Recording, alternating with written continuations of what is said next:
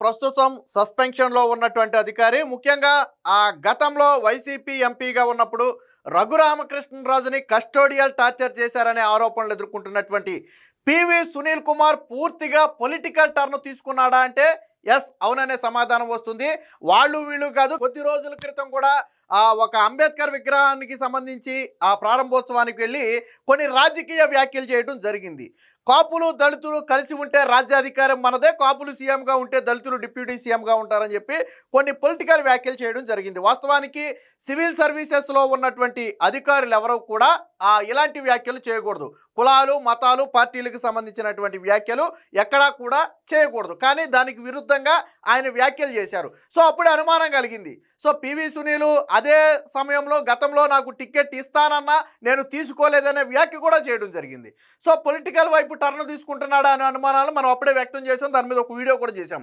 So దానికి మరింత బలం చేకూరుస్తూ ఇప్పుడు రఘురామకృష్ణరాజు మీద డైరెక్ట్గా అటాక్ చేసే పరిస్థితి.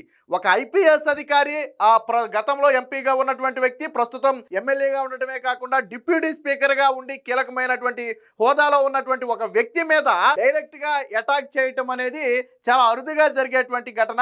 సో అంటే దీన్ని బట్టి అర్థమయ్యేది ఏంటంటే పివి సునీల్ కుమార్ తను పొలిటికల్గా ముందుకు వెళ్ళాలని నిర్ణయించుకున్నట్టుగా తెలుస్తుంది. అయితే తరువాత కూటమి ప్రభుత్వం కావచ్చు లేదా ఇప్పుడు ఏదైతే విచారణ జరుగుతుందో పివి సునీల్ మీద, దాని మీద తీసుకోబోయే చర్యల ఆధారంగా తను పాలిటిక్స్లో ఉంటాడా లేదా ఇందులోనే కొనసాగుతాడా అనేది తేలనుంది. అయితే రఘురామకృష్ణరాజు మీద డైరెక్ట్గా ఎలా అటాక్ చేశాడు అనేది స్వయంగా ఆయన సోషల్ మీడియా ఖాతాలో ఆయనే ఒక వీడియోని ప్లే చేయటమే కాకుండా రఘురామకృష్ణరాజుని ఎందుకు ఆ పదవుల నుంచి తొలగించకూడదు అని చెప్పి ఆయన ప్రశ్నించడం జరిగింది. దానికి సంబంధించి ఒక యూట్యూబ్ ఛానల్లో ఒక పోల్ పెడితే ఆ పోల్లో ఎస్ తొలగించాలి అనే ఎక్కువగా ఓటేశారు. కాబట్టి ఇది నేను చెప్పడం కాదు ప్రజలు చెప్తున్నారని చెప్పి అదొక స్క్రీన్ షాట్ పెట్టి అదొక పోస్ట్ కూడా వేయటం జరిగింది. అంటే రఘురామకృష్ణరాజుని పివి సునీల్ కుమార్ డైరెక్ట్గా అటాక్ చేసే ప్రయత్నం చేస్తున్నాడు.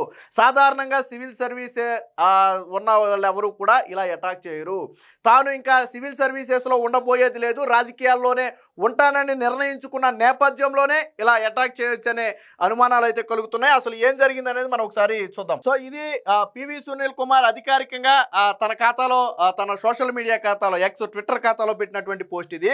దర్యాప్తు సక్రమంగా జరగడం కోసం నన్ను సస్పెండ్ చేశారు, మంచిదే. మరి సమన్యాయం కోసం రఘురామకృష్ణరాజు గారిని కూడా అన్ని పదవుల నుండి సస్పెండ్ చేయాలి కదా. సిబిఐ దర్యాప్తు సక్రమంగా జరగటానికి ఆయనను పదవుల నుండి తొలగించాలి, చట్టం అందరికీ సమానం అనే మెసేజ్ వెళ్ళాలని ఈయన చెప్పడం జరిగింది. ఇక్కడ ఒక వీడియోనైతే ఆయన పోస్ట్ చేశారు. ఏంటి వీడియో సారాంశం అంటే, గతంలో బ్యాంకులకు రుణాలు ఎగ్గొట్టారనే ఆరోపణల మీద రఘురామకృష్ణరాజు మీద కేసు నమోదైంది. ఇది జగన్మోహన్ రెడ్డి హయాంలోనే అయ్యింది. సరే ఇది రాజకీయ కక్ష అప్పట్లో అన్నారు కూడా అది వేరే విషయం. సో దీనికి సంబంధించి రఘురామకృష్ణరాజు గారు సుప్రీంకోర్టుకి వెళ్ళడం జరిగింది. సుప్రీంకోర్టులో ఏంటంటే ఆయనకి గతంలో ఉన్నటువంటి స్టేని అయితే ఎత్తివేయడం జరిగింది. స్టే ఎత్తివేస్తే ఏమవుద్దంటే ఆటోమేటిక్గా విచారణ ప్రారంభం అవుద్ది. కాబట్టి ఆ కోణంలోనే ఇప్పుడు ఈ వ్యాఖ్య చేయటం. ఎందుకంటే ఇప్పుడు రఘురామకృష్ణరాజు గారి మీద ఉన్న స్టే ఎత్తేసారు కాబట్టి ఆయన మీద దర్యాప్తు సక్రమంగా జరగాలి అంటే ఆయన్ని సస్పెండ్ చేయాలి. ఎందుకని ఆల్రెడీ పివి సునీల్ని సస్పెండ్ చేశారు, అది సివిల్ సర్వీసెస్ రూల్స్ ప్రకారం సస్పెండ్ చేశారు. ఇక్కడ కూడా రఘురామకృష్ణరాజు దోషి అని తెలిస్తే సస్పెండ్ చేయడం ఎందుకు, ఏకంగా ఆయన పదవి కూడా పోద్ది. రఘురామకృష్ణరాజు గారు ఇందులో బ్యాంకులు నిజంగానే మోసం చేశారని తేలి కోర్టు ఏదైనా శిక్ష విధిస్తే ఆటోమేటిక్గా పదవి అనేది పోద్ది. సో అంటే సివిల్ సర్వెంట్లకు ఏదైతే రూల్స్ ఉన్నాయో అదే రూల్స్ రాజకీయ నాయకులకు ఎందుకు ఉండవు అనేది పివి సునీల్ అడుగుతున్నటువంటి ప్రశ్న. మరి ఇదే ప్రశ్న జగన్మోహన్ రెడ్డిని అడుగుండాలి గతంలో. ఎందుకంటే 16 నెలలు జైల్లో ఉండొచ్చి స్టిల్ సిబిఐ కేసులు ఎదుర్కొంటున్నటువంటి వ్యక్తి ఆయన ముఖ్యమంత్రి పదవికి ఎలా అర్హుడు? మరి ఆ రోజు ఎందుకు ప్రశ్నించాలా? ఎంత చిన్న లాజిక్ ఎలా మిస్ అయ్యాడు పివి సునీల్? నువ్వు రఘురామకృష్ణరాజుని తొలగించాలన్నా ఓకే, బాగుంది. మరి ఆ లెక్కని నువ్వు గతంలో ఎవరి హయాంలో ఎవరికి తొత్తుగా పనిచేసి నాడు ప్రతిపక్షంలో ఉన్నటువంటి టీడీపీ నేతలను ఇబ్బంది పెట్టావో, మరి ఆ వ్యక్తే ఆ రోజు నీకు బాస్గా ఉన్నటువంటి వ్యక్తే, సీఎంగా ఉన్నటువంటి వ్యక్తే 16 నెలలు జైల్లో ఉండొచ్చాడు. 43,000 కోట్ల రూపాయల ఆర్థిక నేర ఆరోపణలు ఉన్నాయి. అలాగే ఈ రోజుకి సిబిఐ విచారణ ఎదుర్కొంటున్నాడు. మరి అలాంటి వ్యక్తి సీఎం అయితే సిబిఐ విచారణ అడ్డుకోడా? నువ్వు చెప్పావు కదా చట్టం అందరికీ సమానంగా ఉండాలని.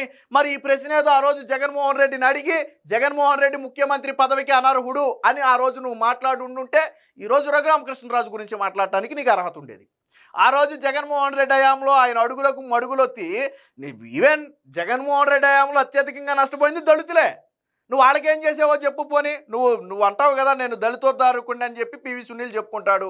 ఆల్ ఇండియా మిషన్ అని చెప్పి ఏదో అంబేద్కర్ మిషన్ అని చెప్పి ఏదో ఒకటి ఉంది. ఓకే, మరి జగన్మోహన్ రెడ్డి హయాంలో దళితులు డాక్టర్ సుధాకర్ దగ్గర మొదలు పెడితే దళిత డ్రైవర్ సుబ్రహ్మణ్యం వరకు ఎంతమంది జగన్మోహన్ రెడ్డి హయాంలో వాళ్ళ నాయకుల చేతుల్లో బలి పశువులుగా మారారు? ఏ రోజైనా నువ్వు నోరెత్తి ప్రశ్నించావా? పోనీ ఇప్పుడు నువ్వు అడుగుతున్నటువంటి ఈ ప్రశ్న, అరే 16 నెలలు జైల్లో ఉండి సిబిఐ కేసులు ఉన్నటువంటి వ్యక్తి ముఖ్యమంత్రి అయితే ఎలా? ఆయన కింద మేము పనిచేయం, ఒక అవినీతి పరుడి కింద మేము పనిచేయం, నేరాలు ఉన్న వ్యక్తి కింద మేము పనిచేయం, ఆ వ్యక్తిని అత్యంతంగా తొలగించకపోతే ఆయన సిబిఐ కేసులు మరుగున పడే అవకాశం ఉంది, దర్యాప్తు సక్రమంగా సాగే అవకాశం లేదు, కాబట్టి జగన్మోహన్ రెడ్డిని తొలగించండి అని చెప్పి ఆ రోజు ఎందుకు మాట్లాడాలా? అయినా ఒక సివిల్ సర్వెంట్ అధికారికి వీటి గురించి మాట్లాడాల్సిన అర్హత లేదే, ఎక్కడ మాట్లాడకూడదు కూడా కదా. అయితే నేను ఇందాకే చెప్పా, ఆయన ఇంకా ఇందులో కొనసాగాలని ఆయన అయితే కోరుకోవట్లా. పివి సునీల్ ఉద్దేశం ఏంటి? నాకు తెలిసినంత వరకు ఖచ్చితంగా పివి సునీల్ త్వరలోనే రాజకీయాల్లో అడుగు పెట్టబోతున్నాడు. అందుకనే ఇప్పుడు ఓపెన్ ప్లాట్ఫామ్ మీద రఘురామకృష్ణరాజు మీద అటాక్ చేస్తున్నాడు.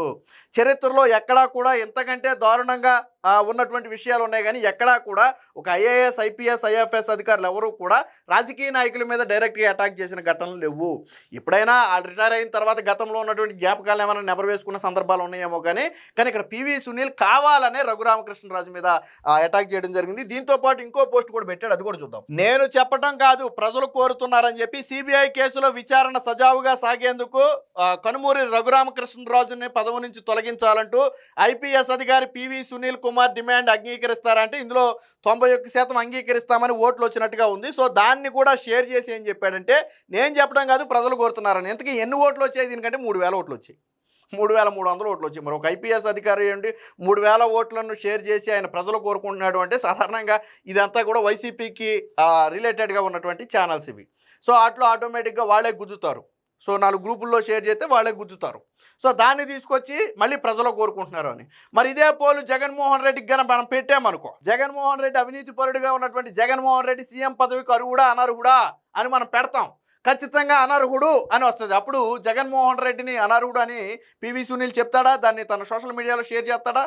నేను ఇస్తా. ఆల్రెడీ గతంలో వచ్చినవి చాలా ఉన్నాయి. జగన్మోహన్ రెడ్డి గత ఎన్నికల టైంలో కూడా జగన్మోహన్ రెడ్డి సీఎం పదవికి అర్హుడా అనర్హుడా అంటే రెండోసారి అంటే చాలామంది ఏముంది 85 to 90% అనర్హుడనే పెట్టారు. ఆ స్క్రీన్ షాట్లు మన దగ్గర కూడా ఉన్నాయి. గతంలో బోల్డ్ వీడియోలు చేసాం ఇలాంటివి పెట్టి. మరి నేను కూడా ఇస్తా. పివి సునీల్ షేర్ చేస్తాడు దాంట్లో. అలాగే పివి సునీల్ మీద కూడా ఒక పోస్ట్ పెడదాం. పివి సునీల్ గతంలో రఘురామకృష్ణరాజుని టార్చర్ చేసిన మాట వాస్తవమా కాదా, జగన్మోహన్ రెడ్డి అడుగులకు మడుగులు వచ్చిన మాట వాస్తవమా కాదా అని ఒక పోల్ పెడదాం. అందులో ఒకవేళ పివి సునీల్ అడుగులకు మడుగులు వచ్చాడు, రఘురామకృష్ణరాజుని టార్చర్ చేశాడు అని వచ్చింది అనుకో, షేర్ చేస్తాడా రఘురామకృష్ణరాజు? తన సోషల్ మీడియాలో షేర్ చేస్తాడా? అంటే కేవలం రఘురామకృష్ణరాజుని టార్గెట్ చేయడం వెనక ఉద్దేశం ఏంటంటే, రఘురామకృష్ణరాజే వాస్తవానికి ఈరోజు పివి సునీల్ మీద కేసు పెట్టింది, A1గా ఉన్నాడు. ఆ రోజు జరిగింది ఏంటనేది తర్వాత కోర్టుల్లో తెలుస్తుంది, వేరే విషయం. కానీ రఘురామకృష్ణరాజుని టార్గెట్ చేయడం వెనక ప్రధాన ఉద్దేశం జగన్మోహన్ రెడ్డి ఉండి నడుపుతున్నాడని అనుమానం. రేపొద్దున పివి సునీల్ రాజీనామా చేస్తే స్వతంత్రంగా పోటీ చేస్తాడా, పార్టీలోకి వెళ్ళి పోటీ చేస్తాడా? సరే, స్వతంత్రంగా పోటీ చేస్తే ఓకే, వెళ్ళనుకుంటే తప్పులేదు. లేదు నేను వైసీపీ పార్టీలోకి వెళ్తానంటే 16 నెలలు జైల్లో ఉండొచ్చినటువంటి వ్యక్తి, 43,000 కోట్ల రూపాయల అవినీతి అక్రమాస్తుల కేసులో సిబిఐ కేసులు ఎదుర్కొంటున్నటువంటి వ్యక్తి, మరి ఆ వ్యక్తి పార్టీలోకి వెళ్ళి నువ్వు నీతి బోధులట్టు చేస్తావు? ఎలా చేస్తావు ఆ పార్టీలోకి వెళ్ళి? సో కాబట్టి ఇదంతా కేవలం కుట్ర, తెర వెనక వైసీపీ నడుపుతున్నటువంటి డ్రామా. ఆ రోజు పావుగా వాడుకున్నారు, ఈ రోజు సస్పెండ్ అయిన తర్వాత ఈ విధంగా రఘురామకృష్ణరాజు మీద అటాక్ చేస్తున్నారు.